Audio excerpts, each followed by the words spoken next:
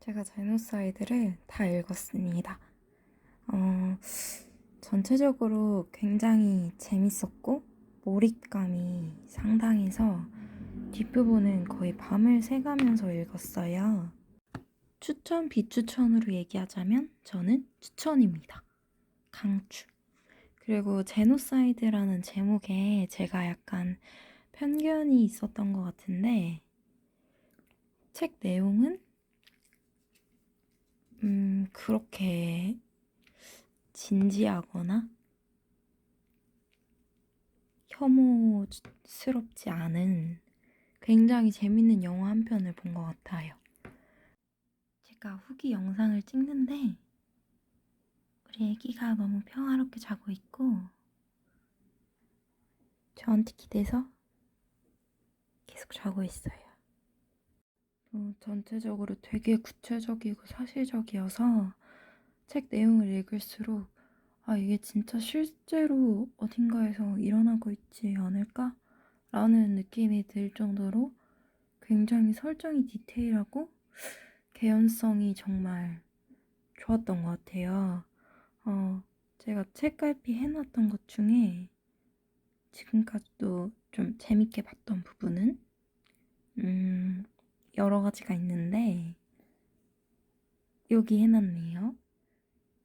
미국이 말하는 민주주의는 전형적인 이중잣대잖아. 이러면서 다음 페이지 보면 미국인만이 아니라 인간이 하는 일이 다 완전하지 않아. 이러면서 이 구절이 되게 재밌게 봐서 책갈피 해놨습니다. 그리고 책을 읽으면서 되게 느낀 점은 굉장히 사소한 비중을 차지하는 어떤 인물에 대해서도 스토리텔링을 처음부터 끝까지 해주는 모습에 전쟁이 이렇게나 끔찍하다 이런 느낌을 말을 하고 싶어 하는 것처럼 느껴졌어요.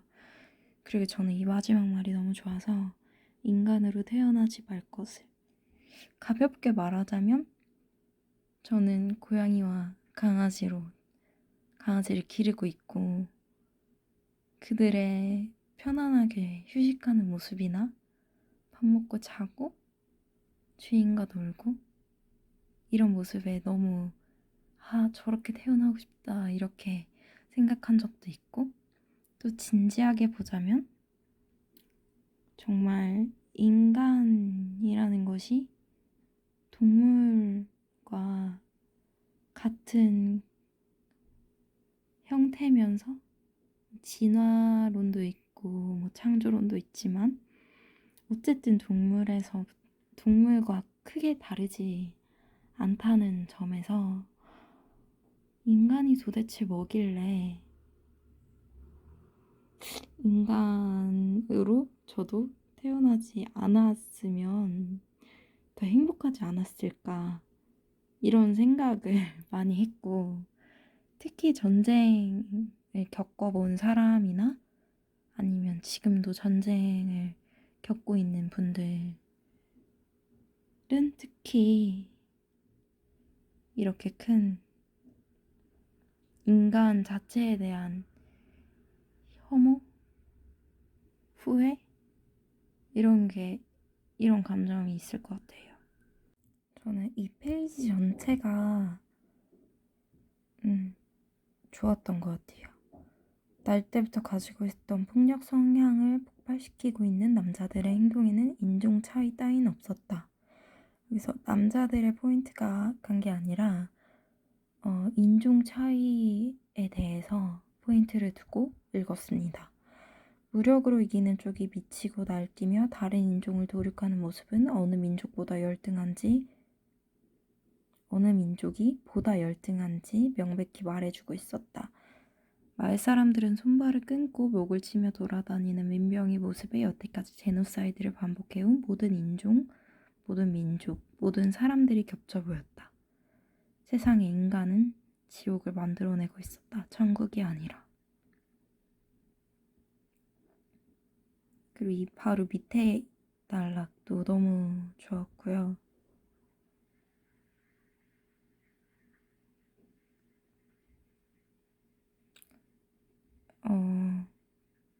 여성이 전쟁이 일어났을 때 항상 이렇게 이용되는 게 너무 슬픕니다.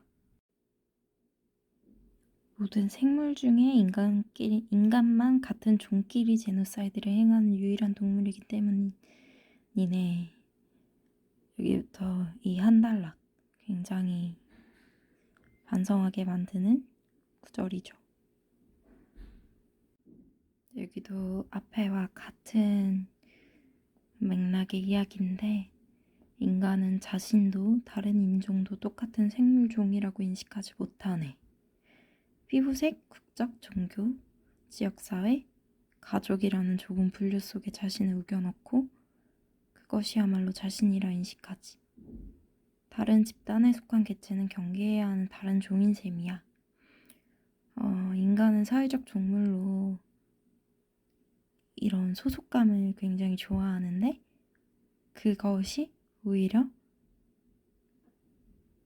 좋은 쪽으로 연대감, 집단지성 이런 방향이 아니라 오히려 다른 집단에 속한 개체는 경계해야 하는 다른 종으로 인식한다는 이런 표현이 정말 몰랐던, 그러니까 굉장히 신선했고 깨달음을 주는 그런 말이었습니다. 여기도 마찬가지고요. 지금 이게 작가가 말하고 싶어 하는 그런 부분이라고 생각했어요. 하지만 우리에게는 평화를 바라는 이성도 있지 않을까요? 이렇게 말할 때 이웃과 친하게 지내기보다 세계 평화를 외치는 게 더 간단하지 않겠나? 전쟁이라는 것은 형태만 바꿨을 뿐 서로 잡아먹는 건 똑같네. 인간은 지성을 써서 서로 잡아먹으려는 본능을 은폐하려고 하고 정치, 종교, 이데올로기, 애국심 같은 핑계를 주물럭대고 있지. 하지만 밑에 깔려있는 것은 똑같은 욕구다. 인간이 서로 죽이는 것과 자기 영역을 침범당한 침팬지가 미쳐 날뛰며 폭력을 휘두르는 것이 어디가 다른가. 또 인간에게 선한 측면이 있다는 것도 부정하진 않네. 하지만 선행이라는 것은 본성에 위배되기 때문에 미덕이라고 하는 걸세. 이분은 선악설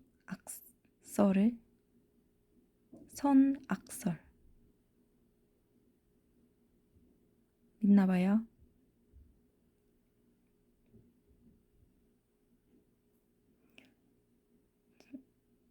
저는 또 여기도 좋았습니다. 지구상에 살아남은 65억의 인간은 100년 정도 지나면 다 죽을 걸세. 근데 이렇게 먼저 서로 죽여야 할 이유가 뭐가 있겠나. 본성을 거리낌없이 따르는 인간이 많아서 그렇겠죠 하고 역사학만은 배우지 말게. 지배욕에 사로잡힌 멍청한 인간이 저지른 사륙을 영웅담으로 바꿔서 위화하니까 말이야.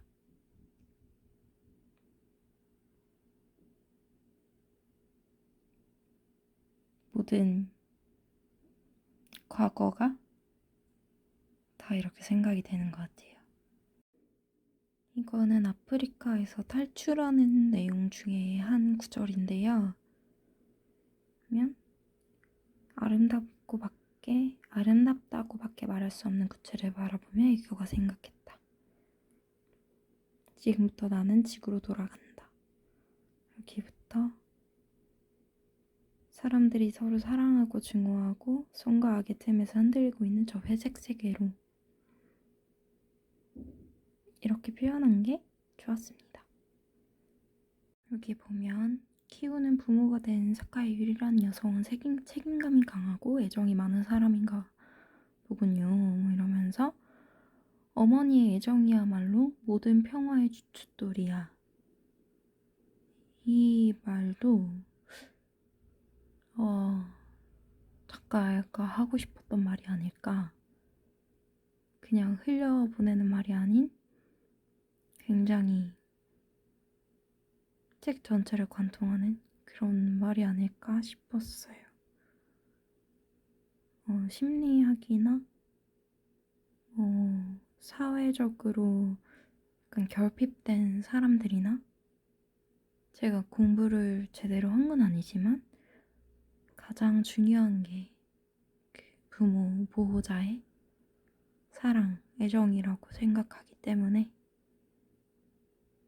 가슴에 크게 와닿는 말이었습니다. 또 인상 깊었던 곳이 있는데 사람이 사람을 죽이면서 그 사람의 생각에 따라서 죄책감을 갖기도 하고 또 이런 경우처럼 마음속에 살인의 죄악감 따위는 온데간데 없었고 오히려 묵은 체중이 쑥 내려가는 것 같은 상쾌한 느낌이 퍼졌다. 당연한 저 사람이 나쁘고 우리보다 열등하고 이런 마음을 심어주면서 살인을 아무렇지 않게 하게 만드는 이런 수법이라고 하나요? 전혀 저는 몰랐던 사실이기 때문에 군에서 사용한다는 것도 신기했고 아 정말 마음먹기 나름이구나. 우리가 생각하는 잔인한 짓. 저 사람은 양심도 없나? 저런 짓을 저지르고도 편하게 살아가는 거는 인간인가? 이렇게 싶은 짓들에 대해서 그 사람들은 죄책감을 아예 갖지 않을 수도 있구나. 사이코패스가 아님에도 불구하고 이런 느낌이 들었습니다. 이 소설의 작가는 일본인인데 여기 보면 그 전쟁에 대해서 굉장히 끔찍하고 또 그 병사들이 저지르는 약탈이라든지 강간이라든지 굉장히 안 좋은 많은 일들에 대해서 되게 사실적으로 나와요. 특히 난칭 대학 살 때 일본인이 중국인을 상대로 자행했던 수법이다 이런 식으로